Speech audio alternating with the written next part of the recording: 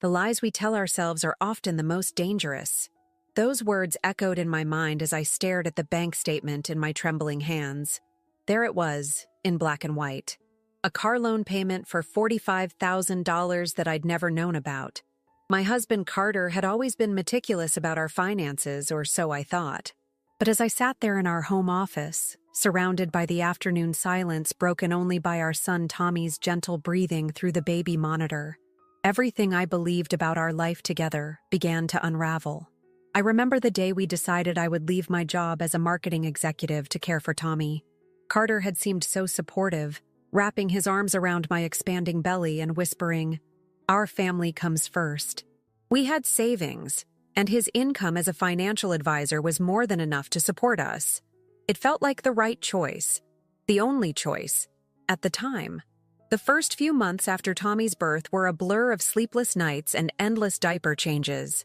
I threw myself into motherhood with the same dedication I'd given my career, creating schedules, reading every parenting book I could find, and treasuring every moment with our son. But slowly, almost imperceptibly, things began to change. It started with small comments from Carter. "The house could be a bit tidier," he'd say, or "maybe we should cut back on the grocery budget." I brushed them off at first, attributing his criticism to work stress. Then came the bigger jabs. "You just sit at home all day," or "I'm the one carrying all the weight here." Each word chipped away at my confidence, my sense of contribution to our family. The discovery of the car loan wasn't an accident.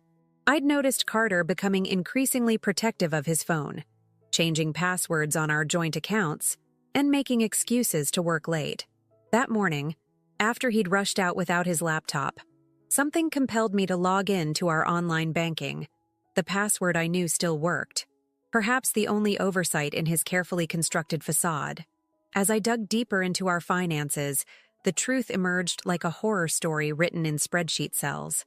There were restaurant charges at places we'd never been, hotel bookings on weekends he'd claimed to be on business trips, and that car loan, a luxury vehicle that had never graced our driveway.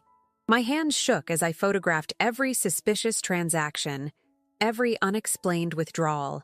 Years of working in marketing had taught me the importance of documentation, though I'd never imagined using those skills to uncover my husband's betrayal. The weight of each discovery pressed against my chest, making it harder to breathe. Tommy's cry through the monitor snapped me back to reality. I quickly closed the laptop and went to his room, lifting him from his crib. As I held him close, inhaling his sweet baby scent, the magnitude of my situation crashed over me. I wasn't just a stay-at-home mom anymore. I was a woman with no income, no recent work experience, and a husband who had been systematically betraying our family. "What are we going to do, little man?" I whispered to Tommy, who responded by grabbing a fistful of my hair and giggling. His innocent joy contrasted sharply with the turmoil in my heart. I had choices to make, but first, I needed more information. I spent the next few days in a state of hypervigilance, maintaining our normal routine while secretly planning my next steps. I contacted our bank to request detailed statements going back several months. Each night, after Tommy was asleep and Carter was allegedly working late, I meticulously documented every suspicious transaction, building a timeline of deception. The breaking point came on a Tuesday evening. Carter arrived home later than usual, his collar slightly askew and the faint scent of unfamiliar perfume clinging to his shirt. As he kissed Tommy goodnight and headed for the shower, his phone buzzed on the kitchen counter. The message preview was brief, but devastating. "Miss you already. Can't wait to see the car you promised me." I stood there, frozen, as the pieces fell into place. The car loan, the late nights, the emotional distance, it all pointed to one inescapable conclusion. But as the shock of confirmation washed over me, something else stirred in my chest. Determination. I wasn't just going to be a victim in this story. That night, as Carter slept soundly beside me, I lay awake, my mind racing with plans and possibilities. I had been more than just a marketing executive before Tommy. I had been a woman with dreams, ambitions, and most importantly, strength. Somewhere along the way, I'd let Carter's criticism and manipulation dim my light. But as I listened to the steady breathing of my son through the monitor, I made a promise to myself and to Tommy. This was not the end of our story, but rather the beginning of a new chapter. Tomorrow would bring its own challenges, but for now, I had clarity. The question wasn't if I would act, but how. As I finally drifted off to sleep, one thought remained crystal clear. The woman who discovered that bank statement would not be the same woman who emerged from this betrayal. The next morning, I woke up early and went through the motions of our daily routine. Make coffee, prepare breakfast, feed Tommy, smile at Carter as he rushed out the door. But inside, I was different. Each mundane task felt like a piece in a larger strategy, one that would lead to my independence. While Tommy napped, I created a new email account and started reaching out to my old professional contacts. Just checking in, I wrote, careful to keep my tone casual.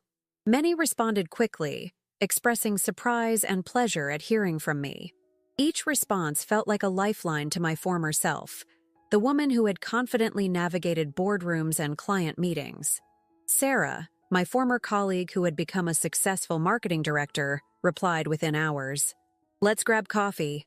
I've been meaning to tell you about some exciting projects. My heart raced as I read her message. It was the first concrete possibility of rebuilding my professional life. But Carter's voice echoed in my head. Who would hire you now? You've been out of the game too long. I pushed the doubt aside. I had to be strategic. Any sudden moves could alert him before I was ready. I arranged to meet Sarah during one of Tommy's regular playgroup sessions, when Carter wouldn't question my whereabouts. The coffee shop was buzzing with morning energy when Sarah walked in. She looked exactly as I remembered, confident, stylish, and radiating success. We hugged, and for a moment, I fought back tears. It was the first genuine human connection I'd had in months that wasn't colored by deception. You look great, she said, but her eyes held concern. How's motherhood treating you? I had prepared for this question, crafted a response that wouldn't reveal too much, but sitting across from my old friend, the carefully constructed words crumbled. I need help, Sarah, I whispered, my voice barely steady. I need to get back to work, but it's complicated. Sarah listened without judgment as I shared a carefully edited version of my situation. I mentioned financial concerns and a desire to restart my career, but kept the details of Carter's betrayal to myself. Not yet. I couldn't risk the story getting back to him through our shared professional circles. Actually, Sarah said, leaning forward, we're launching a new digital marketing division. We need someone with your experience in relationship marketing. Would you be interested in consulting part-time? You could work mostly from home, ease back in gradually. The opportunity was perfect, almost too perfect. I could build my skills and contacts while maintaining the appearance of a stay-at-home mom. But there was one crucial detail to address. I'd need to keep this quiet for now, I said carefully. Family dynamics, you know. Sarah's expression shifted slightly, and I saw understanding dawn in her eyes. She'd been through her own divorce years ago. Of course, she said, squeezing my hand. We can start with a contract position, very low-key. No social media announcements or anything. As we worked out the details, I felt something I hadn't experienced in months. Hope. But I also knew this was just the beginning. I needed to secure more than just income. I needed evidence, documentation, and a plan for Tommy's future. That evening, as I prepared dinner, I received a text from Carter. Working late again. Don't wait up.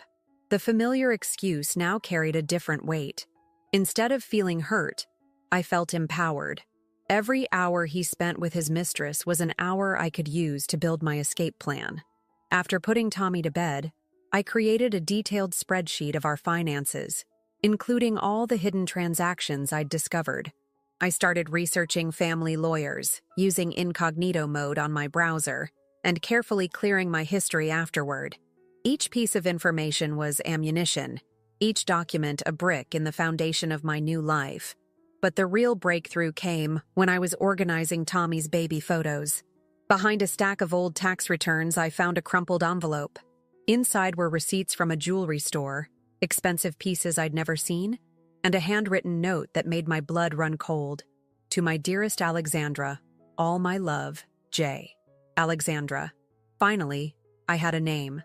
With shaking hands, I photographed everything and stored the images in a secure cloud account. Then I replaced the envelope exactly as I'd found it. Years of marketing experience had taught me the importance of timing in launching a campaign. This would be the most important launch of my life. As I lay in bed that night, listening to Carter's late arrival and smelling the unfamiliar perfume that clung to his clothes, I felt strangely calm.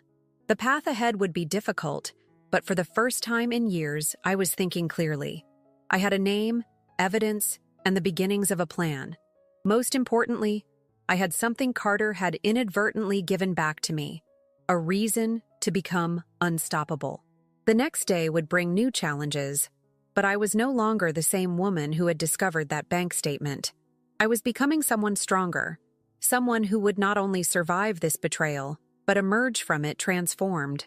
As I drifted off to sleep, I thought about Tommy, about the example I wanted to set for him. He deserved to see his mother not as a victim, but as a warrior who faced adversity with grace and emerged victorious. Tomorrow would be another day of playing the dutiful wife while secretly building my arsenal. But now, every fake smile, every pretense of normalcy had a purpose. I was no longer just surviving. I was preparing for war. The consulting work with Sarah's company started the following week. While Tommy played with his blocks on the living room floor, I dove into digital marketing campaigns, my fingers flying across the keyboard with a confidence I thought I'd lost. Each completed project felt like a small victory, a step toward freedom. But Carter noticed the change in me. "You seem different," he said one evening, studying me across the dinner table.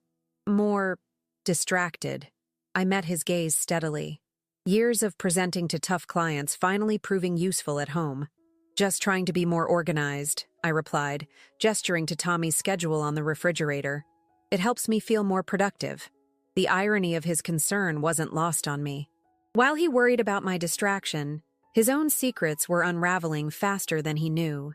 Alexandra, I discovered, worked at his firm, a junior financial advisor who'd joined 6 months ago. Through careful investigation of his discarded receipts and work event photos on the company's social media, I pieced together their relationship timeline.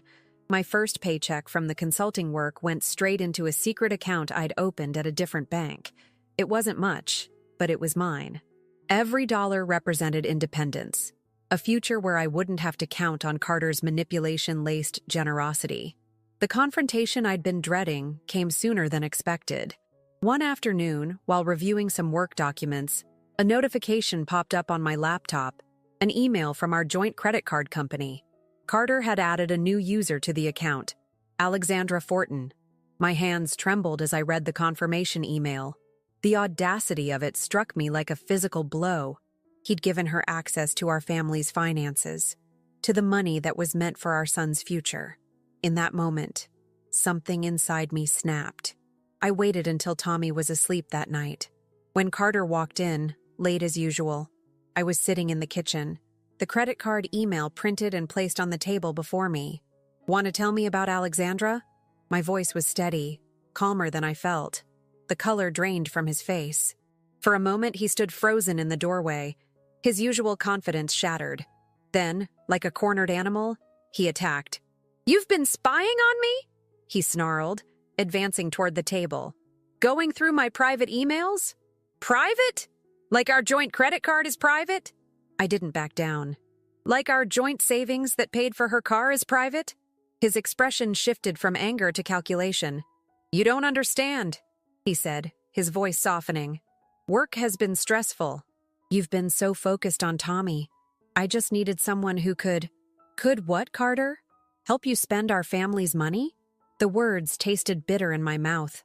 "I gave up my career for our family. I trusted you." "Your career?" He laughed, but there was no humor in it. "Let's be honest. You were burning out. I gave you an excuse to quit. You should be thanking me." Each word was designed to hurt, to diminish, to remind me of my supposed inadequacies. But this time, they didn't land.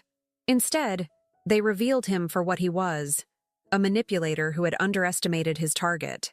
"You're right," I said quietly. standing up. "I should thank you. You've shown me exactly who you are." His face darkened. "What's that supposed to mean?" "It means I've been documenting everything, Carter. The car loan, the hotel charges, the jewelry receipts, everything." I watched as realization dawned on his face. I'm not the same woman you could manipulate anymore.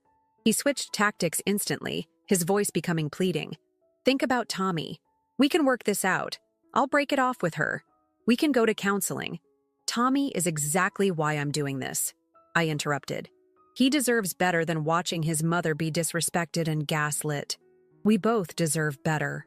The argument that followed was intense but oddly liberating. Every accusation he hurled, every attempt at manipulation, only confirmed I was making the right choice. When he finally stormed out at midnight, slamming the door behind him, I didn't cry. Instead, I went to Tommy's room and watched him sleep, his tiny chest rising and falling peacefully. "We're going to be okay," I whispered to him. "Better than okay." The next morning, I had 3 missed calls from Carter and a text message that read, "I'm sorry. Please don't do anything rash. Let's talk about this." But I was done talking. Instead, I called Sarah and accepted her offer for a full-time position. Then I called the lawyer I'd researched, a woman who specialized in high-conflict divorces. Finally, I called my parents, breaking my silence about what had been happening. Their response surprised me. "We've been worried about you," my mother said, her voice thick with emotion. "You haven't been yourself for so long.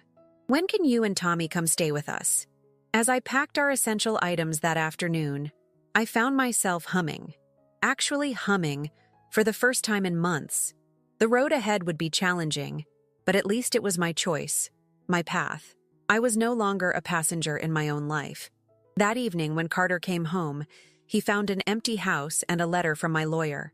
The war he had started with his betrayal was about to end on my terms. And this time, I had an army of supporters behind me. Living with my parents while rebuilding my life wasn't part of my life plan, but their spare bedroom became our sanctuary. Tommy adjusted surprisingly well, delighting in the constant attention from his grandparents. I, on the other hand, struggled with feelings of failure despite knowing I'd made the right choice. The divorce proceedings began, and Carter showed his true colors. He contested everything, from custody arrangements to asset division. His latest claim? That I was mentally unstable for leaving suddenly with our son. The irony of his accusation wasn't lost on me. He'd spent years trying to convince me I was inadequate, and now he was using that same narrative against me legally. But he'd underestimated me again. My documentation of his financial infidelity proved invaluable. When his lawyer claimed I was financially irresponsible, I presented spreadsheets detailing every suspicious transaction. When he argued that I was an unstable mother, I showed Tommy's detailed schedules and development records that I'd maintained since birth. My new job became my anchor. Sarah had created a flexible schedule that allowed me to balance work with legal meetings and Tommy's needs. My colleagues, many of whom were working mothers themselves, formed an unexpected support system. During lunch breaks, they shared their own stories of resilience and rebuilding. The turning point came during a particularly heated mediation session. Carter arrived with Alexandra, a power move designed to intimidate me. She was younger than I'd imagined, dressed expensively in clothes I recognized from our joint credit card statements. As they sat across the table, projecting an image of unity, I felt an unexpected surge of pity. "Mr. Peterson," our mediator began, "can you explain the recent car purchase made with marital funds?" Carter shifted uncomfortably. "It was a business investment." "A business investment registered in Ms. Fortin's name?" My lawyer's voice was sharp. "And the jewelry? The hotel stays? Were those business investments too?" I watched as Carter's carefully constructed facade crumbled. Alexandra's expression shifted from confidence to confusion as each piece of evidence was presented. By the end of the session, she left alone, and Carter's arrogance had been replaced by desperation. That evening, as I tucked Tommy into bed at my parents' house, he asked about his father. "When is Daddy coming home?" The question pierced my heart, but I remained calm. "Daddy and I are making some changes to make sure you have the happiest life possible," I explained, stroking his hair. Sometimes grown-ups need to live apart to be their best selves. Later, I sat on the back porch with my mother, sharing a glass of wine and watching the sunset. "I'm proud of you," she said quietly. "It takes courage to choose yourself." "I didn't just choose myself," I replied. "I chose Tommy, too. He deserves to see what healthy love looks like." The next few weeks brought unexpected developments. Alexandra reached out to me through a mutual acquaintance. She wanted to meet alone. Against my better judgment, I agreed to coffee at a neutral location. "I had no idea about Tommy," she said, her eyes downcast. "Carter told me you were separated, that you'd abandoned him." Her hands trembled as she placed a folder on the table. "You need to see these." Inside were documents revealing even more deception. Carter hadn't just betrayed me. He'd been embezzling from his clients, using our marriage as a cover for his schemes. Alexandra, it turned out, had discovered the fraud and was struggling with her own guilt. "I've already reported him to the firm's ethics board," she said. "I should have done it sooner, but—" She trailed off. But I understood. Carter had a way of making you doubt your own judgment. This revelation changed everything. The divorce negotiations shifted dramatically as Carter faced professional ruin. His previous confidence evaporated, replaced by a desperate plea for discretion. My lawyer advised me to use this leverage wisely. In the end, we reached a settlement that exceeded my expectations. Full custody of Tommy, with supervised visitation for Carter. A fair division of assets, including restitution for the money he'd spent on Alexandra. Most importantly, my freedom, both financial and emotional. The day the divorce was finalized, I took Tommy to the park. As I watched him play, carefree and resilient, I realized we were both healing. My phone buzzed with a message from Sarah. "Team dinner tonight to celebrate your promotion?" I smiled, thinking about how far I'd come from the woman who'd discovered that bank statement. The path hadn't been easy, but each step had led me closer to becoming someone I was proud to be. Someone Tommy could be proud of, too. 3 months after the divorce, I bought our own apartment. It was smaller than our old house, but it was ours. No deception, no painful memories, just fresh starts and new possibilities. Tommy's room overlooked a playground, and he'd spend hours watching the other children play from his window before asking to join them. My promotion at work came with new responsibilities and challenges that I embraced wholeheartedly. The woman who had doubted her professional worth was gone, replaced by someone who confidently led team meetings and pitched to major clients. Sarah became more than a boss. She became a mentor and friend, pushing me to recognize my potential. Then came the call that shook my new foundation. "Carter has been arrested," my lawyer said, her voice tense. "The fraud investigation uncovered more than we anticipated. They're saying it goes back years, millions of dollars, multiple victims." The news hit the local business papers. Financial advisor Carter Peterson charged with multiple counts of fraud. My phone exploded with messages from former friends and colleagues. Some were supportive, others accusatory, as if I should have known, should have stopped him somehow. Tommy's teachers called, concerned about how he was handling the publicity. I found him in his room one afternoon, crying over a newspaper clipping a classmate had brought to school. "Why is Daddy in the newspaper? Why do people say he's bad?"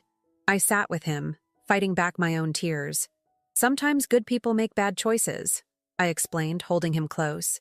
"But that doesn't change how much he loves you, or how much I love you." The investigation revealed that Carter's fraud extended far beyond what Alexandra had discovered. He'd been running a sophisticated scheme for years, even before our marriage.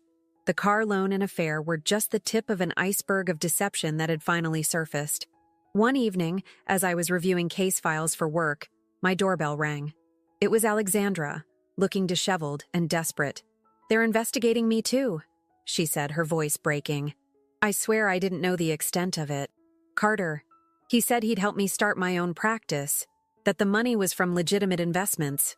I should have felt vindicated, seeing her suffer. Instead, I felt a strange kind of empathy. We were both victims of Carter's manipulation, albeit in very different ways. "Tell them everything you know," I advised her. "The truth has a way of setting you free." The irony wasn't lost on me. Here I was, counseling the woman who had been my husband's mistress. But her presence reminded me of how far I'd come. The pain of betrayal had transformed into wisdom, the anger into strength. Work became my sanctuary during this turbulent time. I threw myself into a major rebranding campaign, channeling my emotions into creativity. My team noticed the change in my leadership style. More empathetic, more intuitive. "You have a way of seeing through people's defenses," Sarah commented during a review.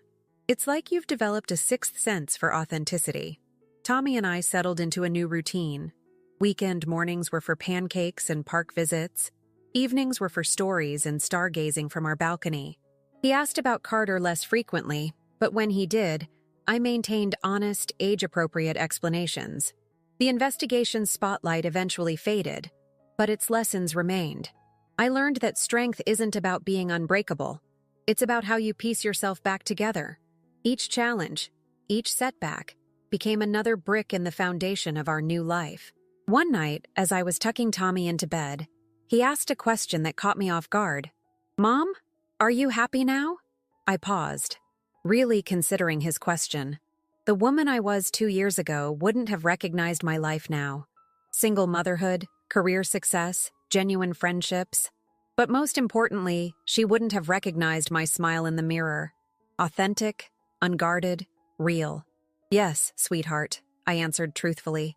"I'm very happy." "Are you?" His sleepy nod was all the confirmation I needed. We had weathered the storm together and emerged stronger. The future held new challenges, certainly, but now I faced them with confidence, knowing that every betrayal had led me closer to my true self. A year after the divorce, Sarah introduced me to her brother, George. He was different from Carter in every way. A pediatrician with kind eyes and a gentle demeanor that put both Tommy and me at ease. Our first meeting was unplanned, at the office holiday party where he'd come to pick up his sister. "You must be the marketing genius Sarah won't stop talking about," he said, extending his hand. His smile reached his eyes, something I'd learned to notice after years of Carter's calculated expressions. I found myself drawn into easy conversation with him, discussing everything from children's books to travel dreams. When he mentioned being a single dad to a 6-year-old daughter, I felt a flutter of recognition. He understood the delicate balance of parenting and healing from past wounds. But dating as a single mother carried its own complexities. The first time George asked me to dinner, panic gripped my chest. "I need to think about it," I said, remembering how Carter's betrayal had affected not just me, but Tommy too. That evening, I called my mother for advice. "Healing doesn't mean you stop living," she said wisely. "Tommy deserves to see you happy, to learn that love can be healthy and kind." Our first date was simple. Dinner at a casual restaurant where we talked for hours. George spoke about his daughter Emma and his own divorce story, marked by his ex-wife's addiction struggles rather than betrayal. His honesty and vulnerability were refreshing. "I've learned that broken things can be beautiful when pieced back together," he said, showing me a photo of Emma's favorite kintsugi bowl, Japanese pottery repaired with gold. The cracks become part of the story, not something to hide. As weeks turned into months, George became a steady presence in our lives. He understood when I needed to cancel plans because Tommy was sick, or when work deadlines demanded my attention. There was no manipulation, no guilt-tripping, just patient understanding. The first time Tommy met Emma at a playground playdate, I watched anxiously as they sized each other up. Within minutes, they were building sandcastles together, their laughter echoing across the park. George stood beside me, our shoulders barely touching. "They're resilient, aren't they?" he mused, watching our children play. "Sometimes I think they heal faster than we do." But healing wasn't linear. Some days, old fears would surface. When George first left a few items at my apartment, I found myself checking his pockets, searching for signs of deception. He caught me once, and instead of anger, showed compassion. "I understand," he said quietly. "Trust takes time. I'm not going anywhere." Work continued to thrive. My team's success led to an opportunity to open a new branch office, with me as director. The old me would have hesitated, worried about balancing increased responsibility with single motherhood. The new me saw it as another adventure, George supported my ambitions wholeheartedly. "You're showing Tommy what strength looks like," he said one evening as I practiced my presentation for the board. "And Emma needs to see that too." The dynamics of blending our families had its challenges. Tommy sometimes struggled with sharing attention, and Emma had moments of missing her mother. But we approached each obstacle with patience and open communication. One rainy Sunday, as the four of us sat building a massive Lego city in my living room, I caught George watching me with an expression that made my heart skip. Later, after the kids were asleep during one of our regular sleepovers, he took my hand.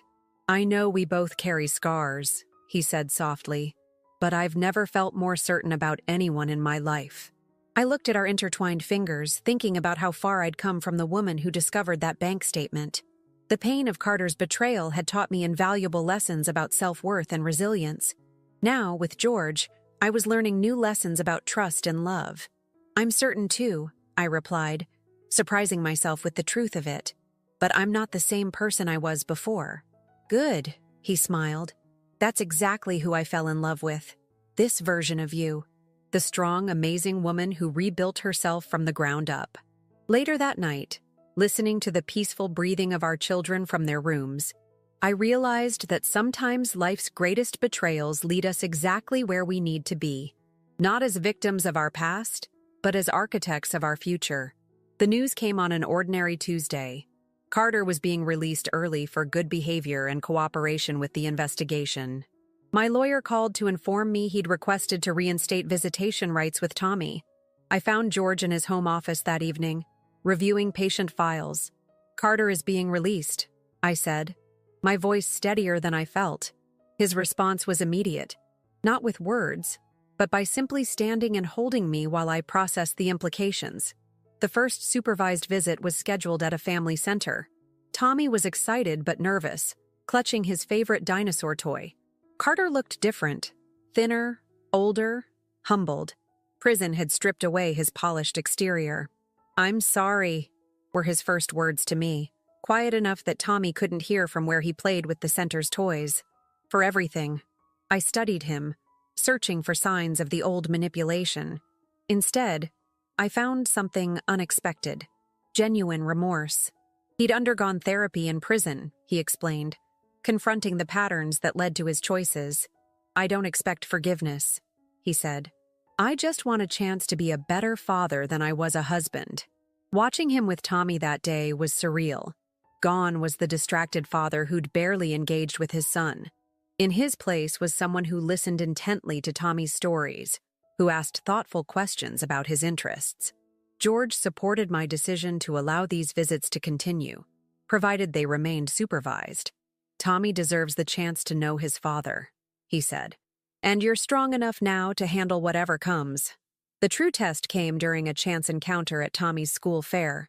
I was there with George, Emma, and Tommy when Carter arrived. He'd been granted permission to attend school events. For a moment, time seemed to freeze as my past and present collided. Carter approached us, hesitant. George instinctively stepped closer to me, not possessive, but protective. The contrast between the two men was stark. Carter in his prison-issued clothes, George in his casual weekend wear with Emma's paint from the art booth on his sleeve. "You look happy," Carter said softly, his eyes taking in our blended family scene. "He's good to you? To Tommy?" "They both are," I replied, watching as Emma showed Tommy how to win at ring toss. "We're good." Later that night, after both kids were asleep, I found George on our balcony. "Thank you," I said, "for being exactly who you are." He pulled me close. "You know, seeing him today made me realize something. His biggest mistake wasn't the fraud or even the affair. It was not recognizing the amazing woman he had. I won't make the same mistake." 2 weeks later, Carter called with unexpected news. He'd been offered a job at a prison outreach program, helping former inmates rebuild their lives. "I want to use my mistakes to help others," he said. "Maybe then some good can come from all this." I thought about the journey that had brought me here. From the devastated woman discovering bank statements to the confident professional and mother I'd become. Carter's betrayal had broken me, yes, but I'd rebuilt myself stronger. That evening, as our blended family gathered for dinner, Tommy and Emma arguing over whose turn it was to set the table, George adding his special seasoning to the sauce, I realized that sometimes the worst betrayals lead us to our best lives. Carter would always be Tommy's father, a complex figure in our story, but he was no longer the center of my narrative. That role belonged to me, to the woman who had learned that trust, when given to the right person, wasn't a weakness, but a strength. The email from our company's London office arrived on a Monday morning. They wanted me to lead their international marketing division, a 2-year commitment that would mean relocating to England. 5 years ago, this would have been my dream opportunity. Now it was complicated.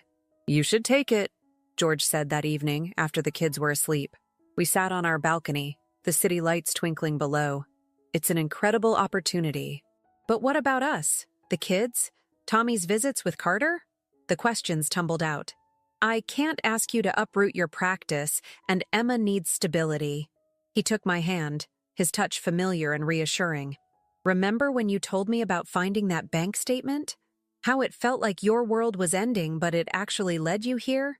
I nodded, understanding his point. Sometimes the scariest decisions led to the best outcomes. The next few weeks were a whirlwind of discussions and planning. Carter surprised me by being supportive of the move, offering to arrange video calls with Tommy and agreeing to extended summer visits. "You've built something good," he said during one of Tommy's supervised visits. "Don't let my past mistakes hold you back." George's proposal came unexpectedly during a regular Sunday breakfast with the kids. He got down on one knee beside the pancake-strewn table, pulling out a ring box. "Before you answer," he said, "I want you to know, this isn't about London. This is about us, our family, wherever we end up." Tommy and Emma bounced excitedly in their chairs as I said yes, their cheers drowning out the city noise below. The ring was simple and elegant, nothing like the flashy one Carter had given me. It felt right. 2 months later, we were married in a small ceremony in my parents' backyard. Tommy and Emma were our ring bearers, giggling as they walked down the makeshift aisle together. Sarah, my boss-turned-sister-in-law, gave a toast that made everyone laugh and cry. "When I introduced these two," she said, "I knew my brother had met his match. Here was a woman who had turned betrayal into strength, fear into courage, and now she's turning my annoying little brother into a decent human being." The London decision wasn't easy, but we made it together. George found a position at a children's hospital there, and we worked with Emma's mother to ensure regular visits. The kids were excited about becoming British, as they called it, already practicing their accents. One evening, packing up our apartment, I found the old bank statement that had started everything. It seemed like a lifetime ago. That scared, betrayed woman felt like a stranger now. I showed it to George. "Keep it," he said. "It's part of your journey. Like that kintsugi bowl we have. Sometimes the breaks make us more beautiful." As I looked around at our half-packed life, Tommy and Emma arguing over whose books were whose, George organizing our medical records, the wedding photo fresh on our wall, I realized that trust wasn't about never being broken. It was about choosing to be whole again, about finding people who honor your repairs rather than cause them. The woman who had discovered her husband's betrayal could never have imagined this future. A loving marriage, a blended family, an international career move. But then again, she couldn't have imagined her own strength either. 5 years after moving to London, I received an unexpected email. The subject line read, "I thought you should know." It was from Alexandra. Carter had suffered a major financial setback. The woman he'd been dating, the daughter of a wealthy client from his prison outreach program, had orchestrated an elaborate scheme, convincing him to invest his savings in a non-existent business venture. He'd lost everything. I read the email twice, waiting for the satisfaction to hit. Instead, I felt a strange sense of peace. The cycle had come full circle, but I was no longer part of it. Tommy, now 12, was thriving in our London life. He'd developed a British accent that amused his father during their summer visits, and his bond with Emma had grown into a genuine sibling relationship. George's pediatric practice had become one of the most respected in the city, and my marketing division had expanded across Europe. "Mom," Tommy said one evening, helping me prepare dinner. I saw Dad's Facebook post about losing his money. Are you going to help him? The question caught me off guard. What do you think I should do? He considered this, showing maturity beyond his years. You always say that being strong means helping others, even when they don't deserve it. But you also say we should be wise about who we trust. George, overhearing from his home office, joined us in the kitchen. Your mom taught me that lesson, he said, wrapping an arm around my waist. Sometimes the strongest thing you can do is maintain healthy boundaries. I decided to send Carter a contact for financial counseling, the same service that had helped me rebuild after our divorce. Not money, not direct help, but a tool he could use to help himself. His response was brief but genuine. Thank you. You've become the person I should have appreciated having in my life. That night, lying in bed with George, I reflected on the journey. Did I make the right choice? I asked. About Carter? You chose compassion without compromising your boundaries, he replied. That's the woman I married. The next morning, I had a video call with Sarah, who'd taken over my old position in the States. Remember that terrified woman who walked into my office 5 years ago? She asked. Look at you now, running an international division, raising 2 amazing kids, showing others how to rebuild their lives. She was right. Every step of my journey, from discovering that bank statement to moving across the ocean, had shaped me into someone stronger, wiser, and more compassionate. The betrayal that once threatened to destroy me had instead forced me to discover my true worth. Later that week, I gave a keynote speech at a women's leadership conference. Looking out at the audience, I saw faces that reminded me of my younger self. Women questioning their worth, their strength, their choices. Rock bottom, I told them, is not a destination. It's a foundation. Build from there. After the speech, a young woman approached me, tears in her eyes. I just discovered my husband's affair, she whispered. I feel so lost. I shared with her what I wish someone had told me years ago. You're not lost. You're finding your way to who you're meant to be. That evening, I came home to find George helping Emma with her science project, while Tommy practiced his guitar. Our London apartment, with its view of the Thames and walls covered in family photos, felt like a physical manifestation of my journey. Proof that endings can be beginnings in disguise. Carter's story had become just that. A story. A chapter closed. My new life, built on the ashes of betrayal, had blossomed into something more beautiful than I could have imagined. Not because of what was done to me, but because of what I chose to do with it. Ready for movie night? George called from the living room, where the kids were already arguing over which film to watch. More than ready, I replied, joining my family on the couch, complete and whole in a way that the woman with the bank statement could never have imagined possible.